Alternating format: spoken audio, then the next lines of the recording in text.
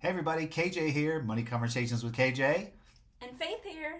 So, guys, today we're going to review question of the day of this past week and give you what we believe are the answers. And we got a lot of good answers, but these are the ones that we know the true answers to be. Okay, so remember on Monday, question of the day was you had a choice to receive 1 million in cash or a penny a day compounding, doubling every day. Which would you choose?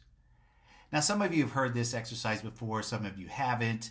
And the ones that haven't always pick the $1 million, when in reality, this whole question was about teaching you the lesson of compounding and the power of compounding. Because if you were to take the $1 million cash, which is really easy to say, yeah, give me the million cash, technically, a penny compounded for 30 days would end up about $5.3 million. So you would have lost out on $4.3 million by taking the $1 million cash. So compounding is our friend. Compounding is about interest when we pay it or we earn it, right? So this question was about to kind of enlighten you on paying attention on your interest rates while you're out there. So I hope you enjoyed that question. On Tuesday, we put the question out there. What apps are you using for budgeting? Great question here, right? Guys, there's so many free apps out there for us to use for so many different things. And budgeting could be tedious, pain in the butt, this and that. But now with our devices in our hands almost 24/7, right? When you're sitting around killing time, if you upload, we like the app Mint, Mint, great app. I think, Faith, what have you got to say about Mint? I actually downloaded Mint about 2 years ago. It's a really cool and easy functioning app. It shows you like all the different categories of spending that you've done in the past like week or month.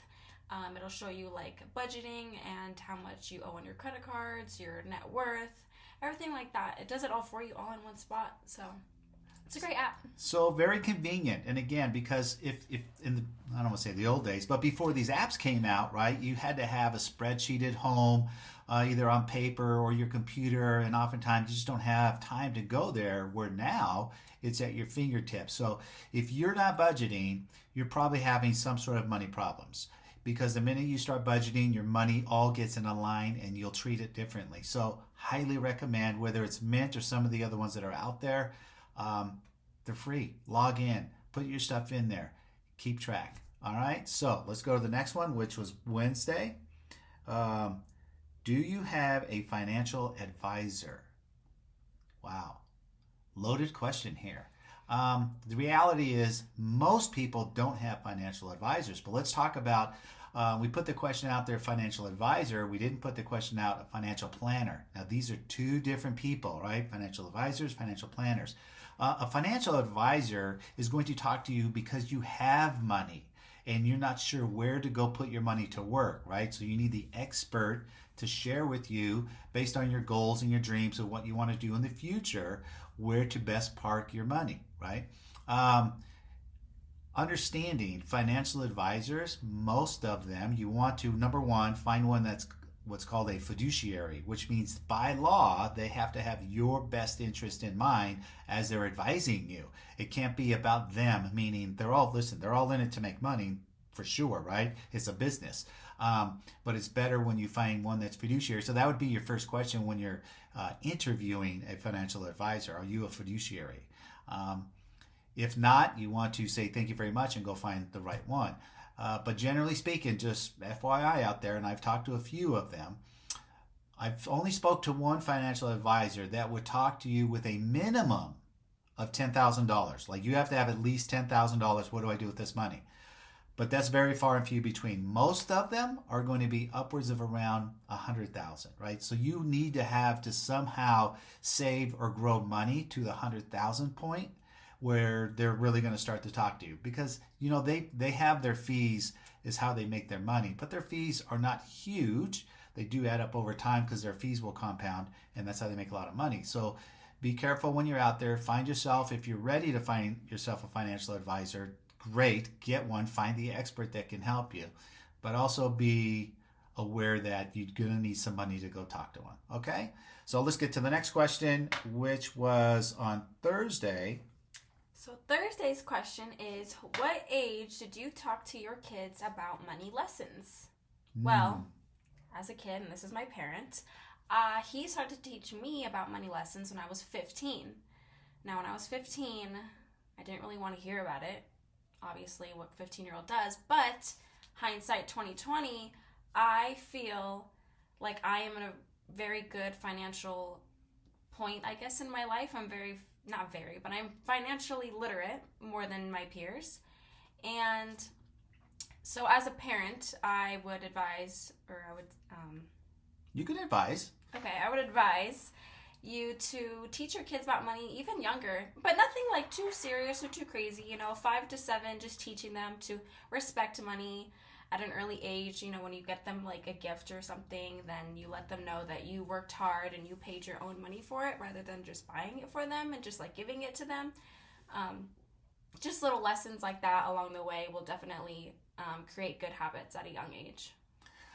Well, Faith doesn't like to toot her own home very often. But listen, so since I did start teaching her at 15, she created a very good respect about money, good money habits, went to work, has great work ethic, saved her money, and very kudos to her that she was able to buy her first home, a condominium for herself at the age 20, all on her own, just by me teaching her and not doing it for her. I mean, she did it all on her own, right? She worked at her place for at least 2 years, saved her money, taught her how to get a good starter credit and get a good credit score to be able to qualify to buy a house. And now her money's working for her instead of her just dropping rent at some, apartment or wherever with a friend, right? She actually has a roommate that she has that actually pays for half her house. So how great is that, right? So yes, financial literacy is extremely important at a young age so we can send our kids out in the real world to have a greater respect with money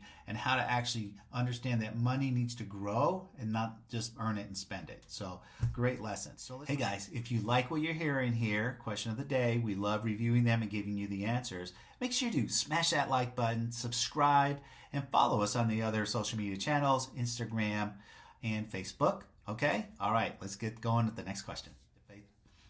So, for the month of December, now that we're in December, every Friday will be a holiday-themed question. So, this Friday, the first week of December's question is true or false? The song Jingle Bells was written specifically for Christmas.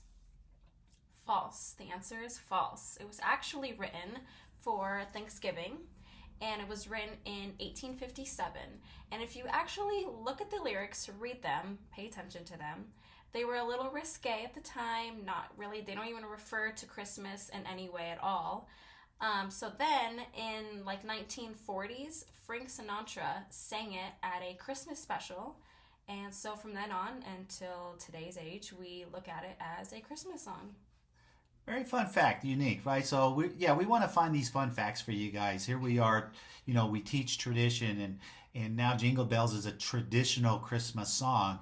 And then it just didn't originally start out as that. It just became that. It actually, what was the name of the song originally, Faith? One Horse Open Sleigh was the original name of that song. And then just a couple of years later, they converted it to Jingle Bells, right? Very fun fact. Hope you enjoyed it. Hope you enjoyed the question of the week all week long. So, thank you guys so much for watching another week of our question of the day. So, give us a thumbs up, subscribe to our channel, put on your notification bell so you get notified every time that we upload. We remember that we have questions of the day that come out Monday through Friday at the same time on our Instagram and Facebook. So, comment down below, please. Answer our questions, interact with us. We would love to hear what you have to say. And we will see you guys soon. Bye. Bye.